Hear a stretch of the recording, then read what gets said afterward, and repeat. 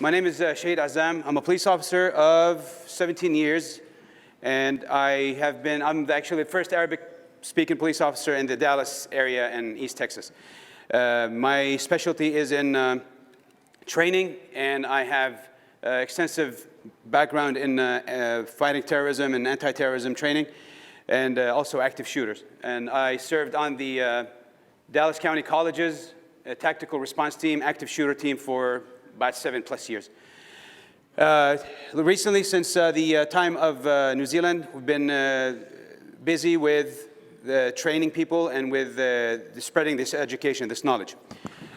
Before I start, I would like to make a dua for supplication, dua for the people of New Zealand who gave their life away. May Allah have His mercy upon them and consider them and count them with the shuhada. Allahumma ameen. They are the reason why they gave the ultimate sacrifice, their lives, for us to turn to knowledge and turn to education and turn to this type of knowledge, this ilm and nafi', this beneficial knowledge that's going to help us one day, and not in the matter of the question of if a question of when. So whenever something like this happens, whether it be here at the masjid, at home, at your school, at any place where people are gathered and congregated, we'd have the knowledge to stop and counter, or at least do something about what's going on. Okay? This knowledge here is not by any means a tactic of any specific police department, but police officers throughout the United States of America have been receiving training, extensive training in this background. And active shooters is different than what people would say as that they are SWAT team. They are not SWAT team. So any officer like myself, whenever something like this happens, any type of active shooter, we go to the danger right away. We don't wait for SWAT to come in and negotiate and try to talk to the bad guy to come out peacefully and everything. We go out there and we take care of the problem ourselves. Now, the school that I'm part of is called Southern Regional Training, and we're based out of Austin, and I'm the Dallas instructor. And we're all certified in everything that we teach, including the firearms training, handgun licensing. If you want to become a security officer, or if you just want to learn how to use a firearm or defend yourself, we teach these classes for all ages and all levels. The other thing is we teach other courses that relate to self-defense, not just this. Okay, now, some of them are pertain to law enforcement, some of them pertain to security only, and some of them, we're good with civilians to teach them. The purpose of this presentation is for us to get in the mindset that anything can happen at any given time, anywhere. The people that have the mentality or had the mentality pre-New Zealand would say, well, this would never happen here. It would never happen to me. It would never happen to me because it never happened before, so why would it happen now? We never see the police officers or the patrol units come into my neighborhood, so why should I worry? Because my neighborhood is safe, or my masjid is safe, until it's not. Now, this course here is called the CRAZE training, or it's called an acronym for the Civilian Response to Active Shooters. Okay, I call it, or we started calling it recently, active killing, because the purpose of somebody to come in a place with a gun, or with a machine gun, or with gasoline, or with whatever, anything that could be harmful, is to take lives out, right? Everybody agree? It's not because they want to come in here to salah, do salah, or to be friendly. They're here to take lives out. And what we want is to learn some education that could benefit us in case something like this happens, how we stop it. Now, what does an active killer or active shooter look like, or anything like that? It could look like anybody, could look like anything. All right? It's not restricted to one color, not restricted to exclusive to one dimension of people, one color or one denomination of religion or anything like that. It can look like anybody. So our purpose is we want to get the knowledge on how to respond to this. Now, what is the average response time for police 911 service or response? Yes. 7 minutes, right? Maybe 10, maybe 15, sometimes 20, okay? I've responded to calls that were 20, 30 minutes out. Backup was 20, 30 minutes out. And we have to deal with the situation ourselves. The average national response time throughout the country is 3 minutes. Now let me ask you a question. If you need the police right now, somebody's breaking into your house, or for the sisters, somebody breaking into your house, and you're the only one there, do you have 3 minutes? You don't. So if you have the training, and you have the mentality that this is going to happen, and if it happens, what am I going to do about it? You can help us before we even get there.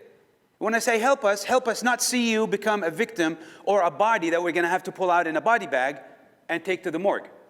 Because unfortunately, you couldn't defend yourself and you couldn't do anything for you, and you didn't have the knowledge, or nobody even talked to you about the knowledge. Or maybe somebody, if you have even thought about that, they would say, you know what, it's not going to happen, don't worry about it.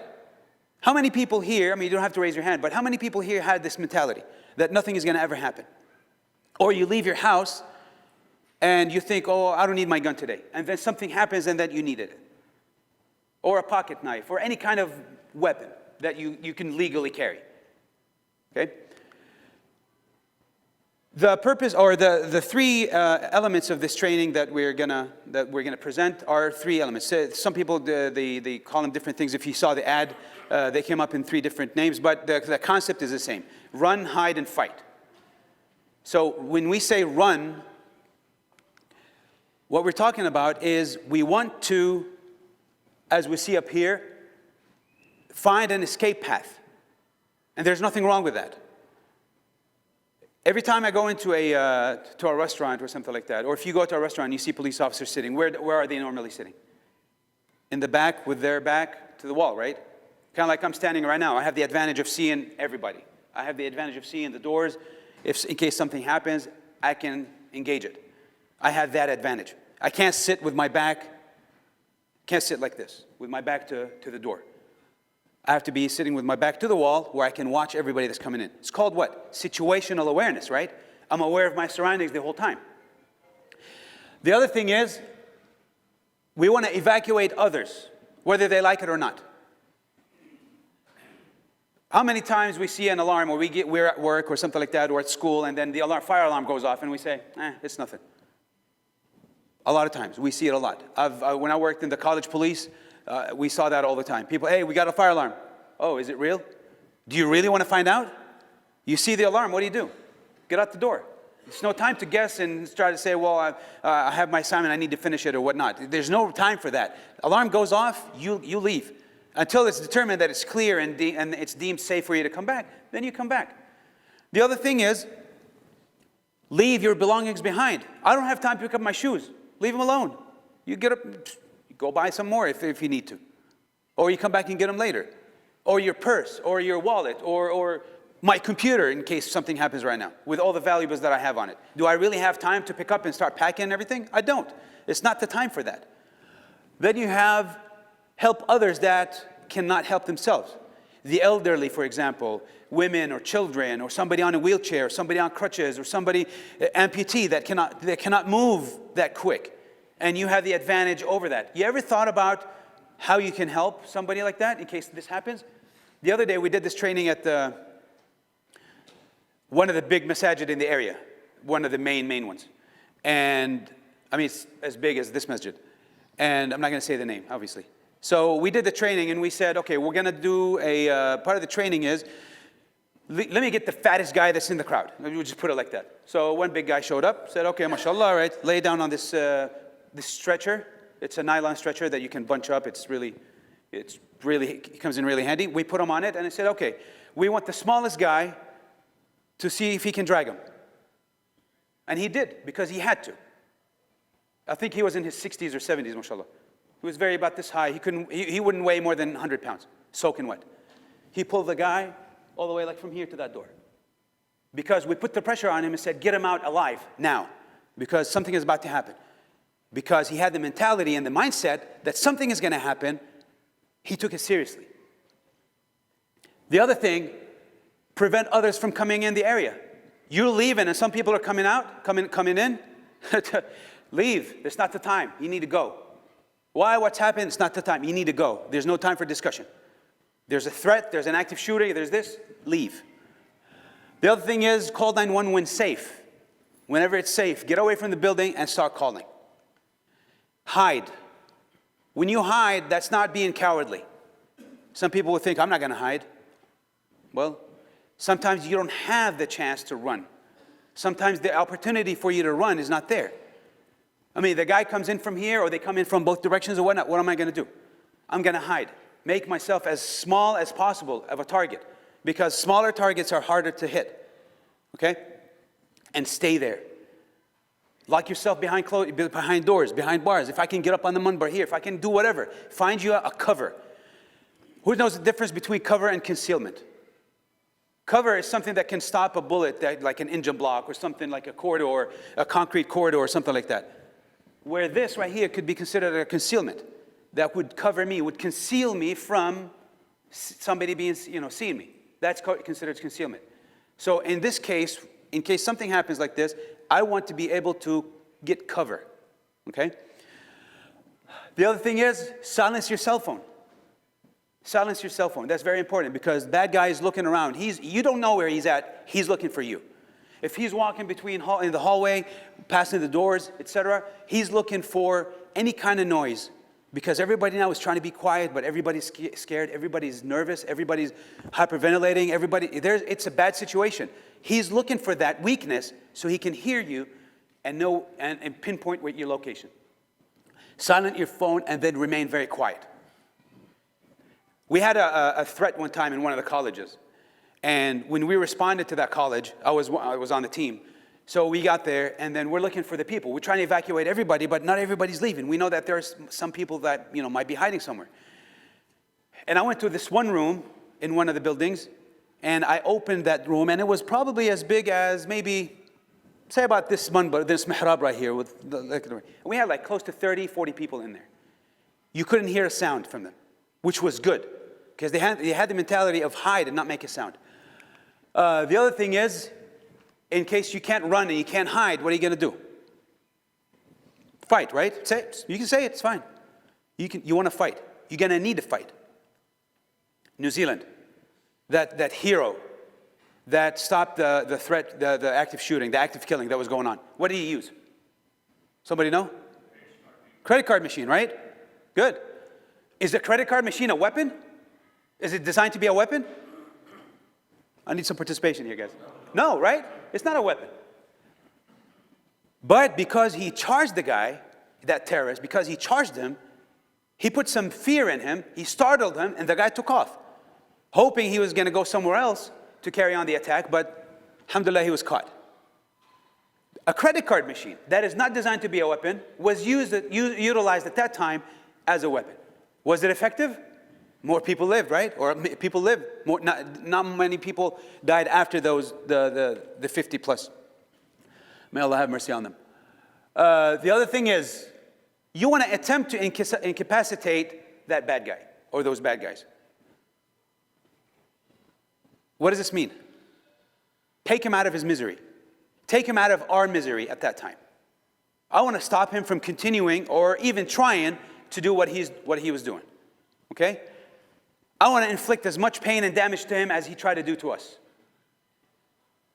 Does that mean end his life? Yeah, I would end his life. Oh, you're so violent, officer. I'm not. I'm not violent.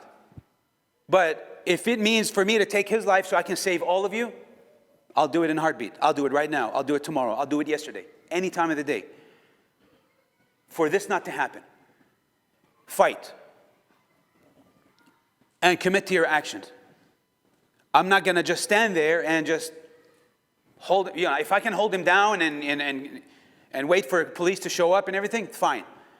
If there is still active threat and I have a weapon or I have some means to end that threat, I'll do it. There's nothing wrong with that. You're doing everything within your rights, within the law. You're not the one who started this attack, he did. And I want to be able to save your children, my children, your family, and my family. Okay? The other thing is, when you call 911, what is the thing that I need to do? I need to remain calm and give description of what happened. Give location, give clothing description, what is he wearing, direction of travel, your block number, the address. How many people here know where north is? Raise your hand. North right now, north. All right, 1, 2, 3, 4, 5. All right? Okay, so the directions, know the directions you're at, the block number you're at. Okay, know your surrounding, what's going on around you, a landmark or something like that. Okay? Keep your hands visible when the police show up. The last thing you want to do is try to reach for something as the police coming on. Because when we show up to the scene, we don't know the bad guy from the good guy. We don't know that. All we know is that there's a threat, there's an active killing incident going on, and we're going to go there and save lives. Okay? So your hands are going to have to be up. And there's no time for you to start digging in your pocket or dig for a phone or follow instructions. Avoid pointing. If you point at somebody. All right, I'll tell you what. There's this video that I saw the other day on this guy, road rage incident. This guy cut off one Uber driver on the highway, and he gets out, and he had something in his hand. You see, you're messing with me, and I'm going to shoot you. I'm going to shoot you in the chest. I have a gun. And the guy, the driver, the Uber driver, responded to that by drawing his weapon and shooting him once, ending his life. What that guy, that aggressor had, he had a cell phone. But it was at night, dark, he couldn't tell, and there was no time for that guy, the driver, to guess if it was a real gun or not. Are you really bluffing, or is it serious? There was no time for that. He acted based on what he was told. I got a gun and I'm going to shoot you. And he's pointing at him like that, walking aggressively in a stance of how you hold a gun normally. And he ended the threat. I mean, it was dumb, if I may say, on that guy's part to do that. But he asked for it. Okay? Know that help for the injured is on the way. Whenever you call 911, you don't have to hang up and call again for ambulance. It's already been dispatched. Okay? The other thing is, what is the role of police when the police show up to the scene? All right?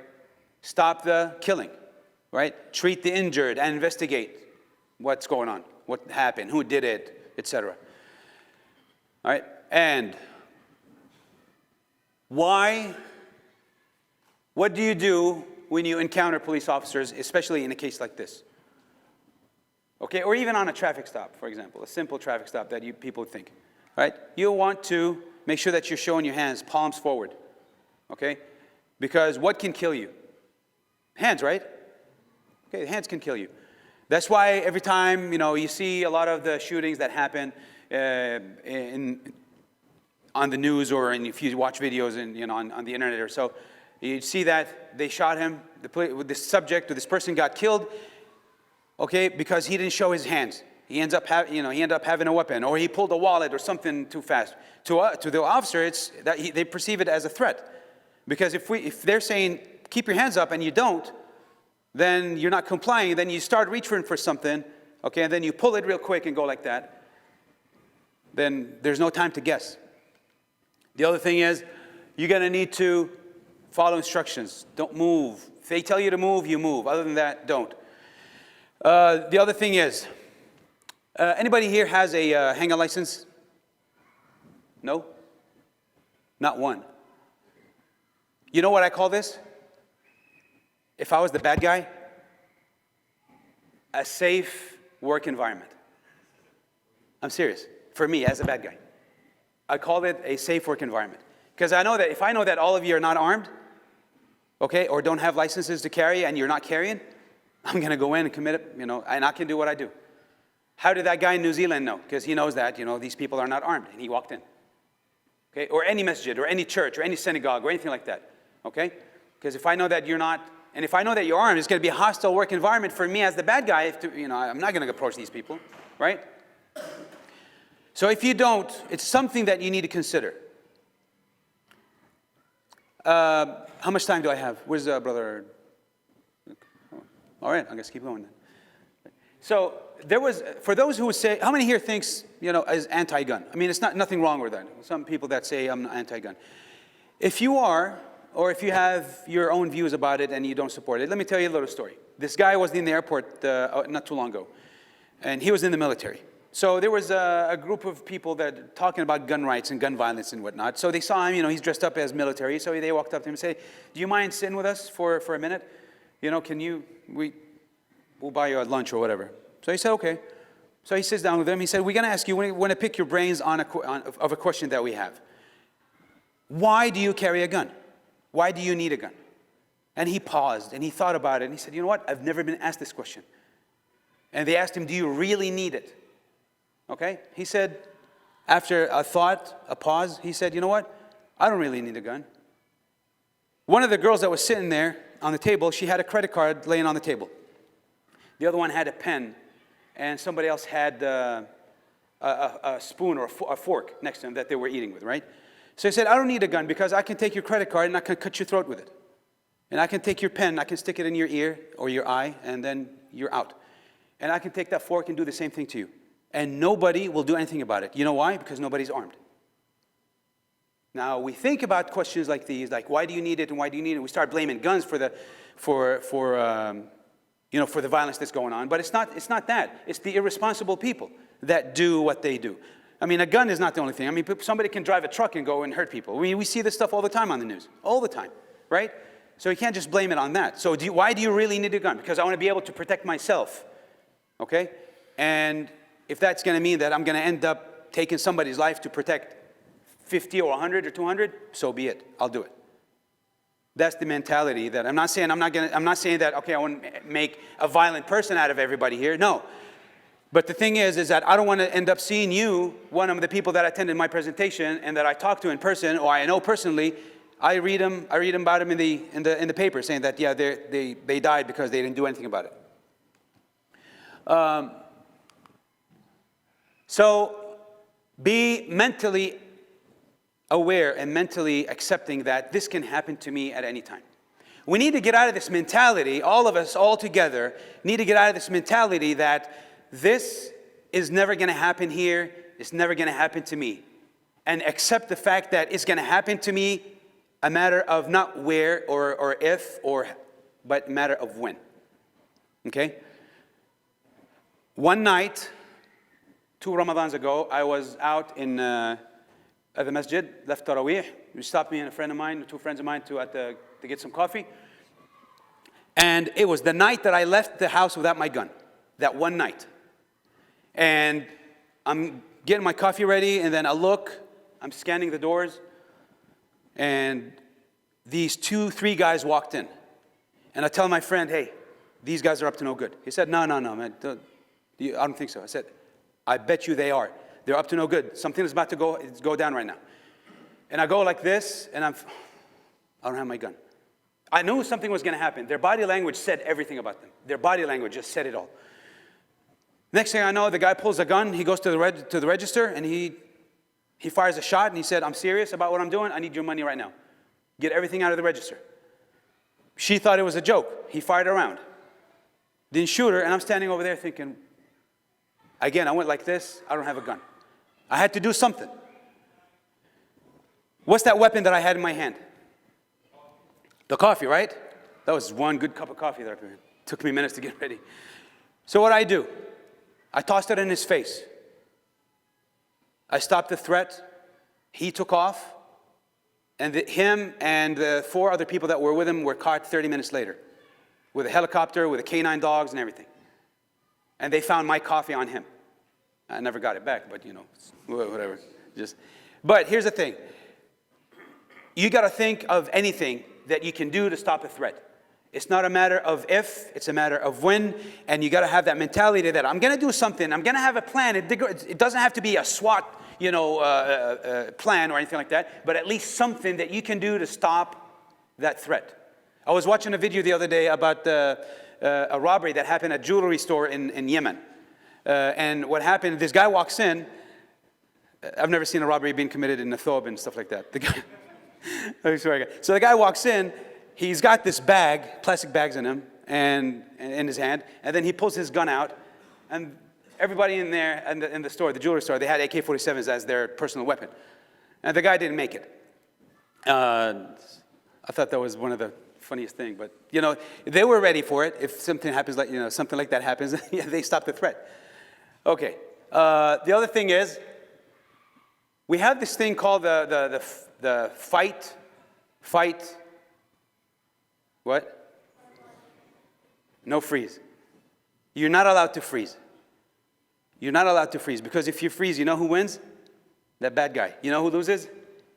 You and you and you and everybody around you. That mentality that it's not going to happen, or that mentality that there's nothing I can do, is wrong. That is wrong. That mentality needs to be that I am here, I'm not going to let it happen, I'm not going to let that guy make it, I'm going to do something, doesn't matter, something, to stop that threat from happening. Okay? Any plans that you can do and teach your kids. If something happens, this is what you do. If something happens, I want you to run or make yourself smaller or go hide or go call 911 or go run to a police officer or something like that. Okay? That one incident where that kid in New Zealand, when he went to that terrorist, when he was dressed up in like some kind of paramilitary stuff, because we teach our kids, if something happens, go to somebody in what? In uniform, right? Talk to somebody in uniform. He's your friend. But that was not like an isolated incident. It does not represent every other time. But something like that, we teach them always go to a police officer, go to a firefighter, go to somebody in a uniform or an adult. I teach my kids that, and one time we got separated, and now I'm looking for them. But I knew what they're going to be doing because I taught them what to do. I went to that area where I spent with them last, and I found them talking to somebody, an adult who was looking for us. Yes, sir.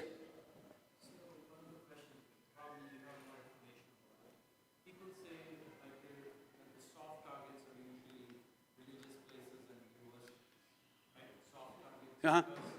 You cannot carry weapons inside. Yes. Is that right? Okay, let me answer that question just 1 second. 1 second. All right, so anybody in the medical field here? Medical profession? Nurses or? Okay. Would you say that these are accurate statements? Okay. All right, so your heart rate normally is 60 to 80 beats per second. If you have one of those smart watches or those Fitbits, it'll confirm that. All right. All right, the auditory exclusion. Your brain starts processing visually, and then it'll tell you like 2-3 seconds before you react physically. Tunnel vision. Tunnel vision is when you start. Do we still have time, or are we good? How much time we have? This is like if somebody asks a question. Okay. Oh, sounds good. Sounds good. How much time do we have left? You take your time. Oh, don't tell me that. Don't tell me that. Okay. Thank you. Jazakallah khair. Jazakallah khair. Thank you. Thank you. I'll take questions at the end of this. We're almost done with the presentation. I'll take some Q&A. All right, so tunnel vision is when you get in a situation and you're only focused on that. You remember that first fight you had, if anybody here had a fight back when you were younger, or if you fight with somebody, or if you've been attacked, okay? That is when you get in tunnel vision. You don't focus on anything. You're only locked in on something. Let's say I'm fighting with you here, okay? And then you punch me in the face, or I punch you or something, and I'm focused only on that, and I'm not paying attention to anything around us. The only thing I see in the world is you right now, or the only thing you see is me. That's called tunnel vision. That's something that we train people on how to break away from it. You need to look around and always be safety conscious at all time. Be aware of your surroundings, right? And that's not just men, sisters too, kids too, everybody. Okay? Now, one other thing that's needed in something like this is to be able to have the physical aspect of it. When I say like healthy, to be your cardio, you need to be running, you need to run, you need to work out, you need to have, in case something happens, you need to be carrying somebody. Okay? You need to carry somebody out of the threat. Okay, that's part of your job. Part of your duty as a citizen of this earth. You need to be able to help somebody, because you need to be beneficial to somebody else that doesn't have it. Okay? It's not about I help you financially and donation and whatnot. That's great, but that's not the only thing that somebody may need me with. Somebody may need me to pull them out of danger. And in my career, I've done that so many times, and it gives you this satisfaction that, I just saved a life. There's nothing, I tell you this from experience, there is nothing more rewarding than to save somebody's life. I've done it, alhamdulillah, many times, and I would do it any time of the day. It's worth all the money, even more, to save somebody's life, right? We know that ayah in the Quran, وَمَنْ أَحْيَا النَّاسِ وَمَنْ أَحْيَا right? If you save one soul, it's like you served all mankind. You saved all mankind, right? All right, so then we gotta have this thing, we gotta have proper training, and we gotta have proper preparation, okay? We got to, all right, you know this stress inoculation? All right, one thing that we do with our new officers is that whenever we're driving around, and I got a rookie that just graduated the academy or somebody who's brand new in the police business, you know, the one thing that we keep constantly doing every day, the entire shift, if we're not on a call, hey, what if this happens? What if that happens? What if this happens? All right, describe that person you just saw. And I'm throwing questions at that person, at that officer, because I want him to be in the mindset that, okay, I just saw somebody with a red polo shirt and sweats. Okay, what else did he have? Oh, he had facial hair, he had black hair, he had long hair, she had a purse, she had this, she had... Be able to identify all that stuff. You're not required to do all that stuff, but if you have it, it's a great tool, okay? Tactical breathing. In through the nose, out through the mouth, right? Because that reduces your stress. You know how they say, take a deep breath and then think about it or do something like that? That's one of the things. All right. I'm not getting to get the ballistics or anything like that, but you need to be able to take a course in defensive tactics, martial arts, anything like that. It doesn't matter your age. It doesn't matter your age. How many people get attacked that are women? A lot. How many people get attacked that are elderly? A lot. What about youngers? A lot. How about kids? A lot. So you're not exempt. I mean, just because you're healthy and all that, it doesn't mean that you're going to be exempt from that. Okay? Preparation is what helps you. The other thing is, you got to be able to know how to handle a weapon, okay? A knife, a pocket knife, a stick, pepper spray, how to handle it. Anybody here carries, especially from the sisters, carry pepper spray on their keychains? We see a lot of those. They got like 50,000 keys or 5 pounds of keys here, and then one little thing of pepper spray. Are you trained on how to get to it? Or if you carry a gun in your purse, are you trained on how to get to it in enough time? Okay? Or if you yourself carry, are you trained on how to draw and engage the threat? Or at least point it towards the threat? I mean, I go to the range all the time and I shoot little points. Oh, that's fine. But that doesn't make you a good prepared shooter. That makes you a good marksman on a piece of paper that's, at 10 yards away and it doesn't shoot back and it doesn't move.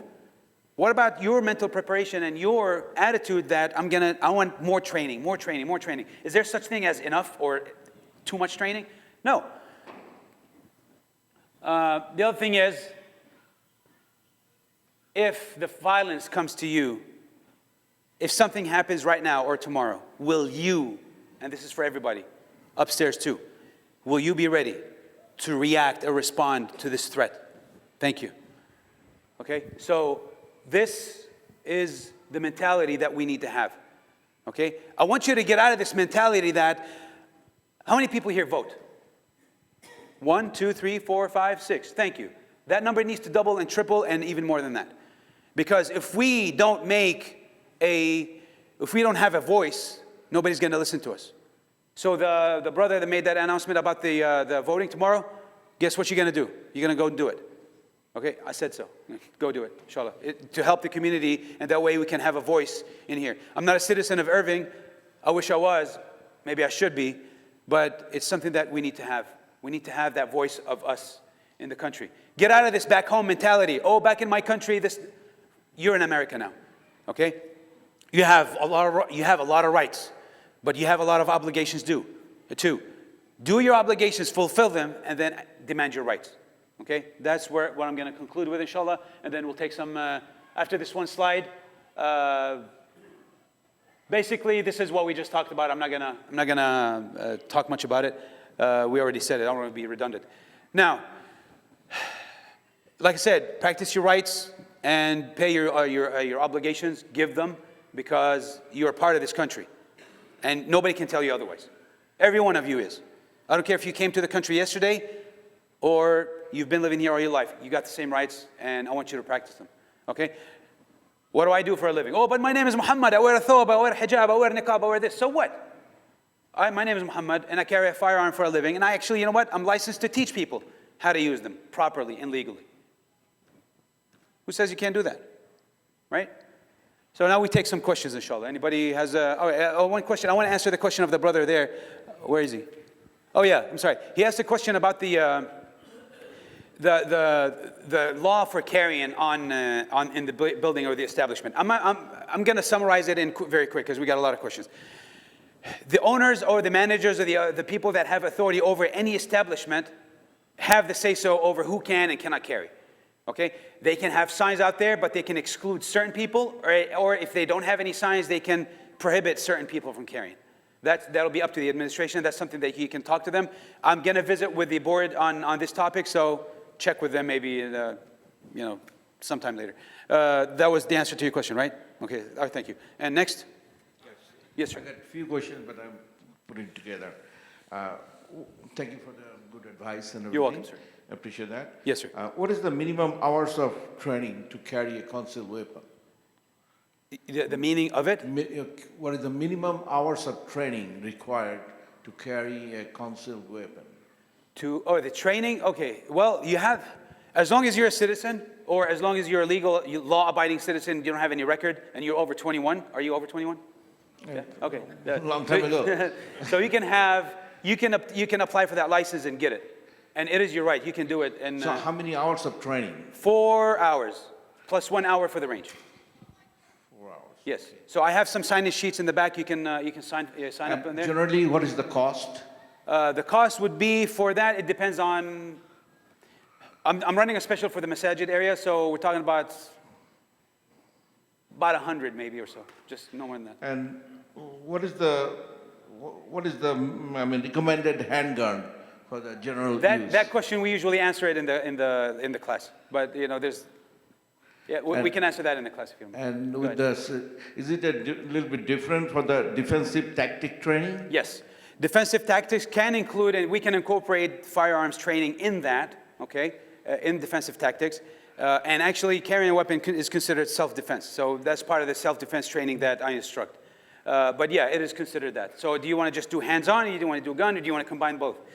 There's that option. Last question from my side. What is the legal size of a knife you can carry? You can carry a sword now. 2 years ago, they did away with that law. Go to chapter 46 of the Penal Code, and it'll answer that. It'll answer that for you. So back in the day, they used to say, well, the blade has to be no more than this much. How many here? You have big hands, right, sir? You in the blue. You got big hands? Go up like this. Okay, so you got big hands. So my little pocket knife, if I put it up here, or if it's probably going to disappear in your hand, mashallah, right? But if you put it into somebody else's hand, it's going to look way too big. So that size wasn't really it used to be 5.5 inches or less was the legal. Okay. Now you can carry a sword on your back and walk around, there's no big deal with that. That's awesome. It doesn't mean you have to do it, but Thank you, sir. Yes, sir. Next question. Did you have one, sir, or somebody here? Can we give a chance to the sisters if they have any questions? Do you have sisters questions? If they have any questions, we would like to welcome them too. Yes, sir. The open carry, can you elaborate on questions like where can you have the gun only? Okay. One quick question before you ask. The question on the open carry, you can openly, Texas now has become an open carry state, but you don't have to. You can. You have the option to do it, but as long as it's in a holster on your belt or in your shoulder. There are certain places where you cannot carry them. That'll be up to the businesses according to the side that you go to when you go to it. Yeah, it's considered open carry. Well, kind of. Yes, sir. If there's like an active shooter event, and then like if you have a gun, then like what do you do when the cops come? You put it down and walk away from it. Oh. If when they see you, but because you don't want to be, good question. Thank you. How old are you? 14? Good question. So the question is, what do I do when the police show up and I have a gun in my hand? What is it that you do? You don't do anything except for drop it and get away from it. Because right now they don't know who you are. They think that all the call that came in on somebody with a gun. And he was wearing this and this. He could be wearing the same thing you're wearing, the bad guy. So don't put yourself in that situation. There was a guy that got a call one day. His daughter came up to him.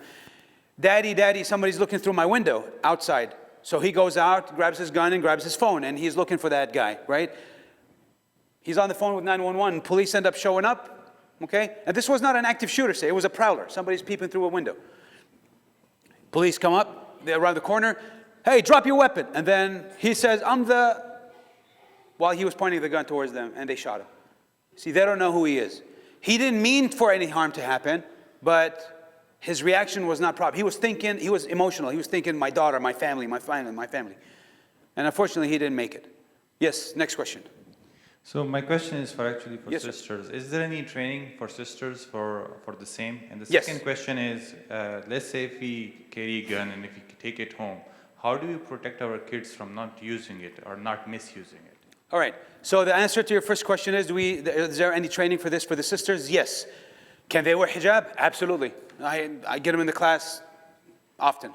Okay. I wish it was more often than now, but yes, they do.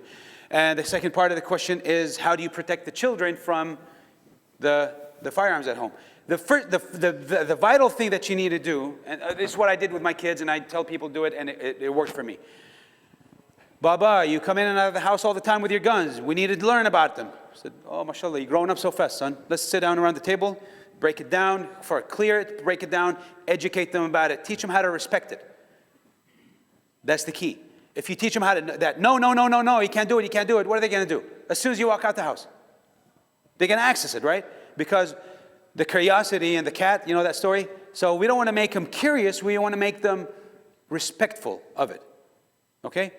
Make him respectful. Take him out to the range. That's fine. I took my kid out when he was 5. And he started crying. What's wrong, Baba? Oh, I want to shoot some more. Habibi. That's awesome, you know?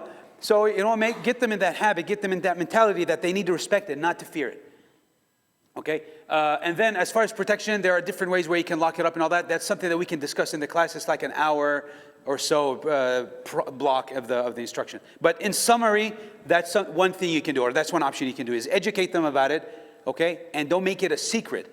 But you also got to take your precautions on keeping it away from them, as long as you're not if they're available. Okay. Yes. Next. Do you have any? Nothing from the sisters. Okay. Don't say that we didn't ask. To ask. Assalamu alaikum. Yes, sir. Is there any Assalamu alaikum. strategy to figure out a suspicious persons anywhere? Like, is there any? Beautiful question. Anything that we can do to figure out the suspicious people and whatnot. What kind of work do you do, sir? What kind of work do you do? I'm a manager. Manager? Okay. So at a business? Okay. So a manager at a business. And you got people loitering in front of your business. All right? Or you got somebody that came into your car. I'm going to give you some examples, and I want you to build on that. All right? Somebody came into your business, backed in, car with a big trunk. All right? And he backed in. A car that doesn't belong to the community or the neighborhood. You've never seen him before. Could it be a customer that's passing through? Maybe. But what could it also be? The way he parked, he gets out with a trench coat. It's 100 degrees outside, right? Suspicious, right? It's not illegal that he did all that. It's none of that is illegal. But is it suspicious? Definitely it is. So what am I thinking right now? I'm thinking, okay, this guy is pulling up. Maybe he's got some guns in the trunk. Maybe he's going to try to do something. All right? One way to identify. Know habits of people. Know the habits, okay, the weather, the habits of people, what they do, when they do, and why they do. Okay? These 3 things, I need to be aware of them. Like, how do I know that? If somebody comes into your business, okay, and asking, okay, I'll give you an example. One suspicious incident happened 2 weeks after New Zealand. This guy goes to a masjid in Arizona. I don't know if y'all heard about this. He goes in and he's asking questions about very specific questions here. Anybody from the Idara, the board here? The board or the Imam, anybody? Okay, so one, okay, so somebody comes in here and start asking you, hey, how many people sit in that corner on Sunday? Or how many people sit in that room on there? Are these questions that somebody wants to learn about Islam ask? Tell me. No, definitely not.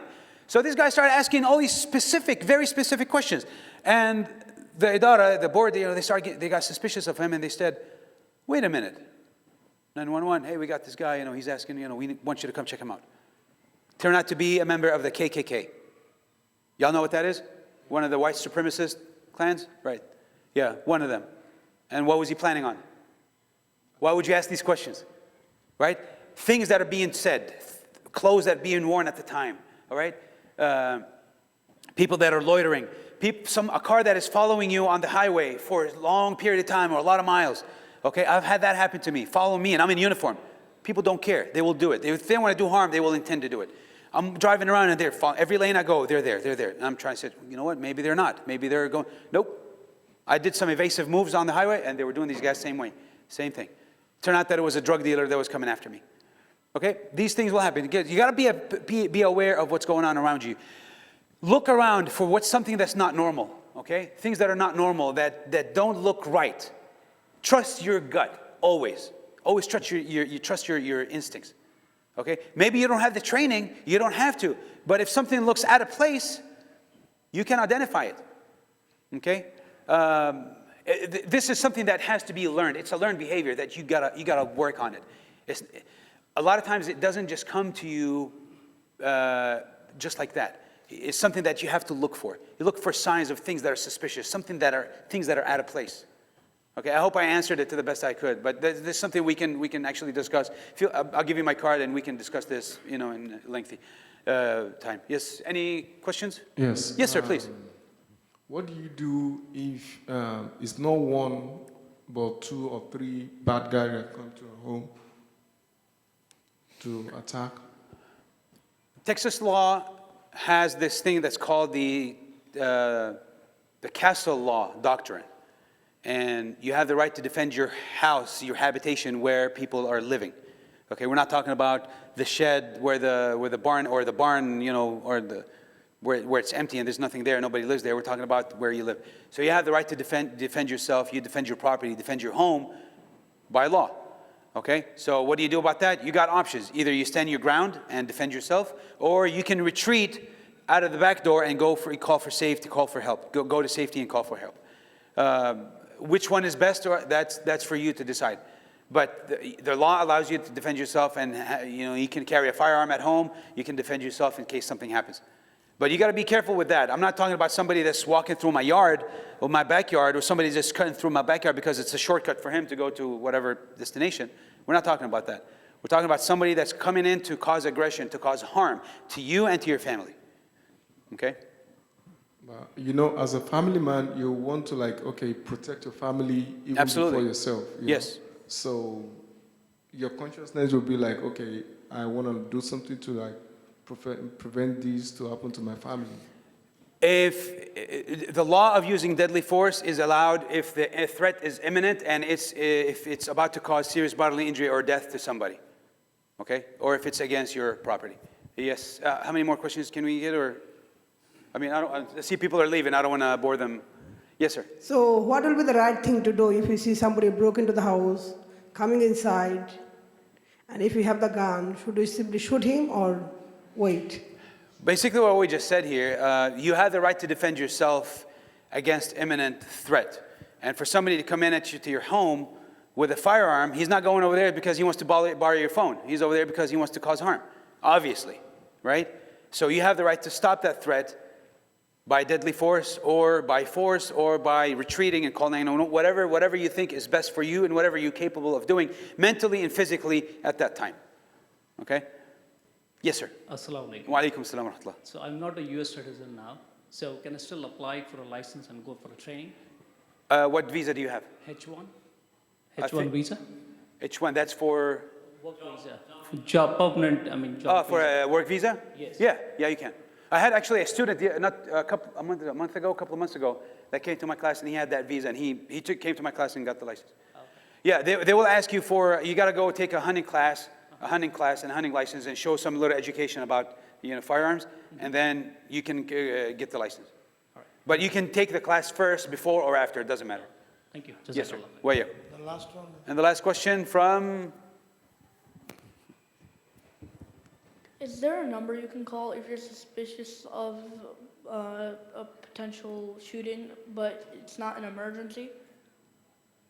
well, these things don't go together. If it's a shooting, if you're suspicious of a shooting, call 911. Like if somebody's looking very suspicious. If it's, okay, for non-emergency calls, each number is different. If you live in Irving, the Irving Police Department has a non-emergency number. I'm not sure what it is, but you can look it up and just look up Irving non-emergency number and it'll show up.